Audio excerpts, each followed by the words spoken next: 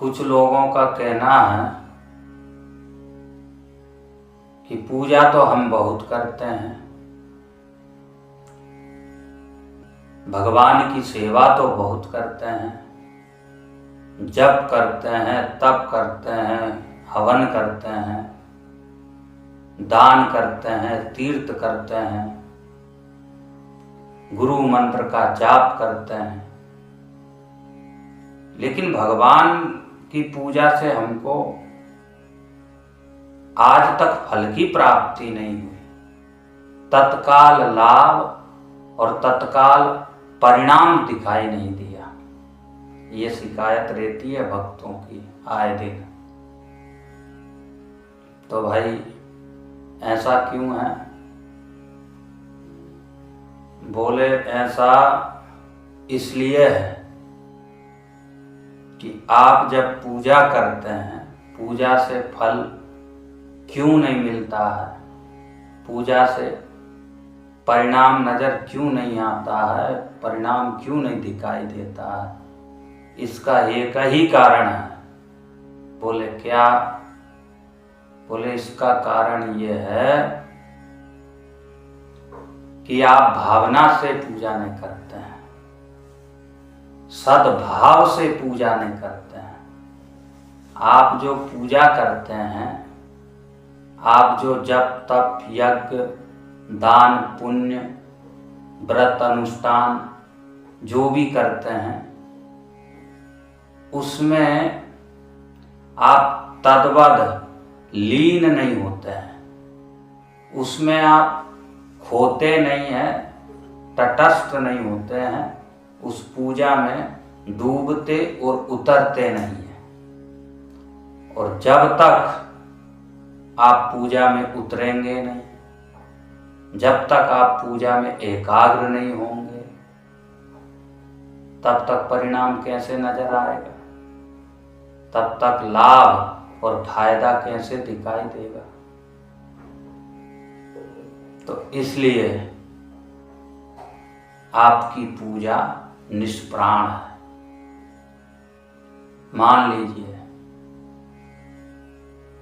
आप सत्यनारायण भगवान की पूजा कर रहे हैं, सत्यनारायण की पूजा, भगवान सत्यनारायण की पूजा सुन रहे हैं, अथवा रुद्राभिषेक करा रहे हैं, अथवा चंडी पाठ दुर्गा सप्तशती का पाठ करा रहे हैं या कर रहे हैं, या फिर कोई जाप कर रहे हैं, कोई अनुष्ठान कर रहे हैं, तो उसका आपको नतीजा, उसका निष्कर्ष, उसका परिणाम, उसका फायदा दिखना चाहिए।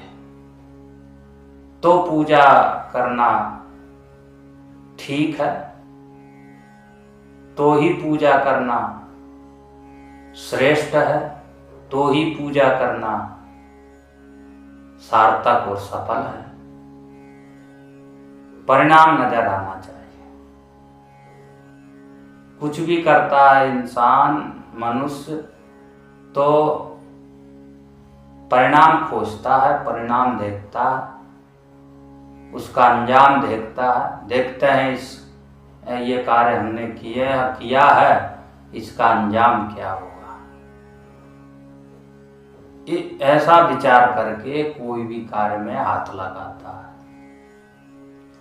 अब आप सत्यनारायण भगवान की पूजा सुन रहे हैं, पंडित जी बोले पवित्रीकरणम, आप पवित्रीकरण करेंगे, दाहिने हाथ में जल लेंगे और पंडित जी बोले संपूर्ण शरीर पर छिड़क लीजिए। जैसे पंडित जी बोले वैसे आपने अपने ऊपर जल छिड़क लिया, लेकिन भाव नहीं किया।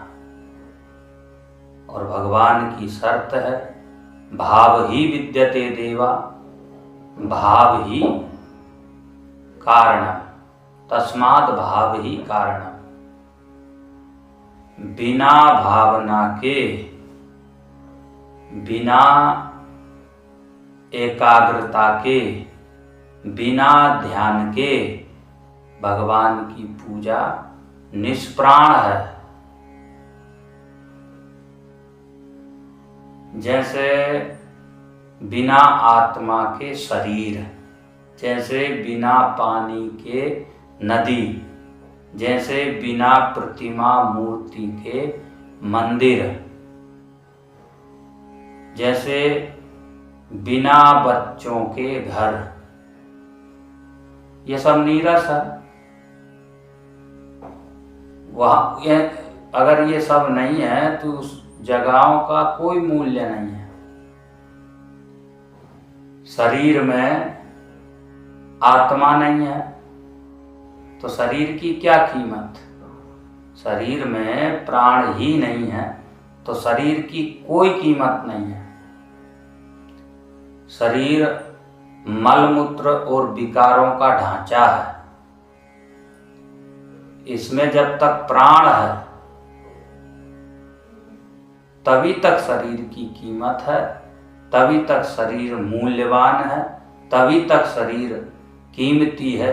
हीरे जैसा शरीर है ये, अनमोल काया है ये। पर कब?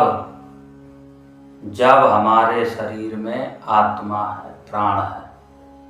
आत्मा और प्राण निकल जाने के बाद में ये शरीर दुर्गंध मारने लगता है। ये शरीर निस्तेज हो जाता है, इसकी चमक खत्म हो जाती है। ये शरीर एक कूड़ा करकट का ढेर बन के रह जाता है, हड्डियों का जकीरा और ढांचा बन के रह जाता है। प्राण है तभी तक शरीर की कीमत है। प्राण नहीं है तो शरीर को कितना ही सजा लीजिए, शरीर को कितना ही स्नान करा दीजिए, शरीर को कितना ही क्रीम पाउडर लगा दीजिए, शरीर में कितने ही साबुन और सुगंधित इत्र आदि तेल लगा लीजिए, प्राण नहीं है तो इस शरीर की कोई कीमत नहीं है। इसलिए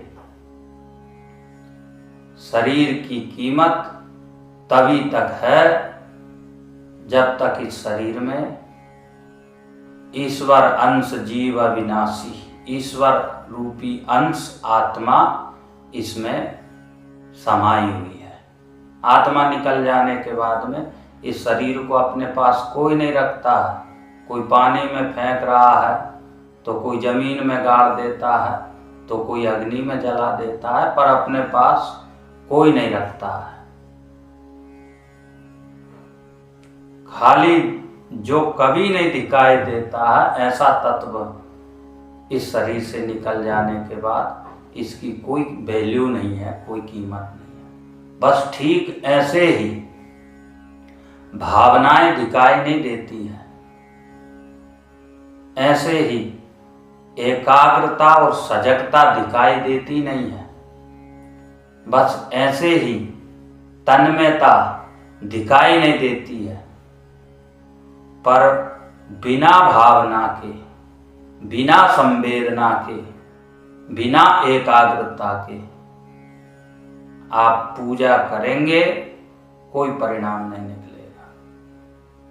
अब आपको हमेशा स्मरण रखना है, ये बात हमेशा स्मरण रखना है, विषय के अंतर्गत है कि आप जब भी पूजा करें अथवा कोई पंडित जी से करवाएं तो हर पूजा में पहले पवित्रीकरण ही होता है, अर्थात शुद्धि ही होती है। आत्म शुद्धि, शरीर शुद्धि, मन शुद्धि, मन की शुद्धि। जब भी आप पवित्रीकरण करें तो आपको माँ भगवती गंगा जी का ध्यान करना है, यमुना माता का ध्यान करना है, नर्मदा मैया कावेरी का ध्यान करना है। गंगा चैव यमुना चैव गोदावरी सरस्वती नर्मदे सिंधु कावेरी जले अस्मिन् सानिधि कुरु। इस प्रकार से मंत्र है ये, पर आप इस मंत्र को ना भी याद करें तो भी आपको ये इस मंत्र का ये अर्थ याद रहना चाहिए कि अब हम गंगा मैया में स्नान कर रहे हैं, जो हमारे शरीर के विकार, हमारे शरीर के पाप दोष, हमारे शरीर के दुर्गुणों को धो रही है। हम पवित्र हो रहे हैं और पवित्रता में महान बना रही है, पवित्रता में देवत्व से जोड़ रही है, हमारे इष्ट के अनुरूप बना रही है। हमारा इष्ट हमको देख करके, हमारे भगवान हमको देख करके प्रसन्न हो जाए, ऐसा हमें पात्र बना रही है। ऐसा ध्यान करना है, यह है भावना। अब आप पूजा कर रहे हैं, सब कुछ चल रहा है, मंत्र भी पढ़ रहे हैं पंडित जी, अथवा आप ही पढ़ रहे हैं, लेकिन मन लग ही नहीं रहा है, मन है ही नहीं आपका पूजा स्थान पर, पूजा रूम में, आपके घर में, अथवा मंदिर में, अथवा कोई तीर्थ में, तो फल कैसे मिलेगा भाई? इसलिए बिना एकाग्रता के पूजा करने से कोई फल नहीं, कोई फायदा नहीं, कोई परिणाम की उम्मीद भी कभी मत रखना। पूजा प्राणवान होना चाहिए, पूजा आपकी जीवंत होना चाहिए। आप पूजा लकीर पीटने वाला काम नहीं ना है कि जैसे तैसे औपचारिकता पूरी कर ली, नहीं। आप देवत्व से जुड़ रहे हैं। पूजा का मतलब है आप देवत्व से जुड़ रहे हैं, देवत्व के हो रहे हैं, देवत्व को धारण कर रहे हैं। हम और हमारे भगवान के अलावा दूसरा नहीं होना चाहिए।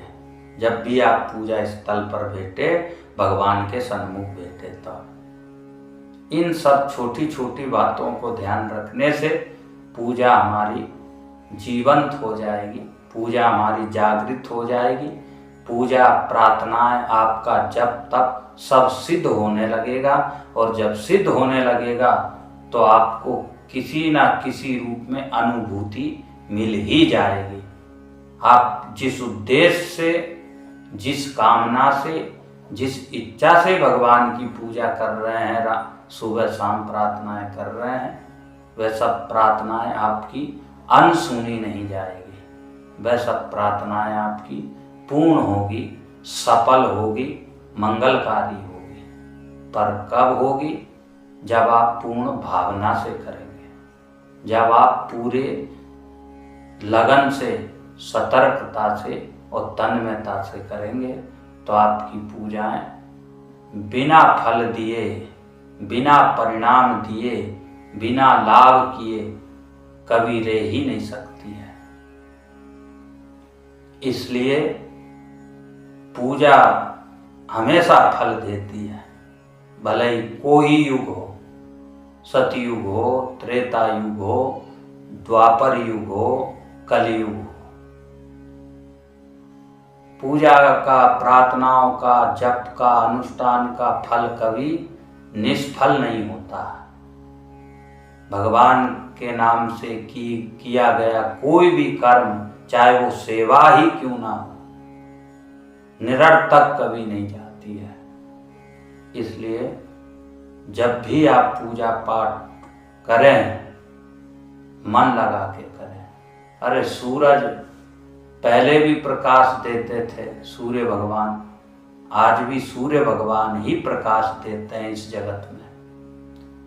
पानी से ही प्यास बुझती थी अन्य युगों में भी, आज भी वो ही पानी से, जल से ही व्यक्ति अपनी क्षुधा को, अपनी प्यास को शांत करता है।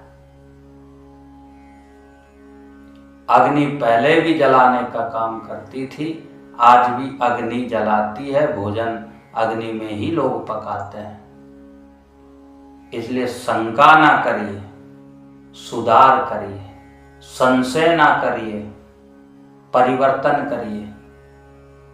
भगवान की पूजा में, भगवान की अर्चना में, भगवान की उपासना में अविश्वास मत करिए, बल्कि भगवान की पूजा में अपने मन को समर्पित करिए, भावनाओं को जोड़िए, तब आपकी पूजा प्राणवान हो जाएगी, तब आपकी पूजा जीवंत हो जाएगी। और फिर आप जब करेंगे प्रार्थनाएं, फिर आप करेंगे जप, तप, यज्ञ, अनुष्ठान, अभिषेक, इस सब का परिणाम आपको निश्चित रूप से मिलेगा।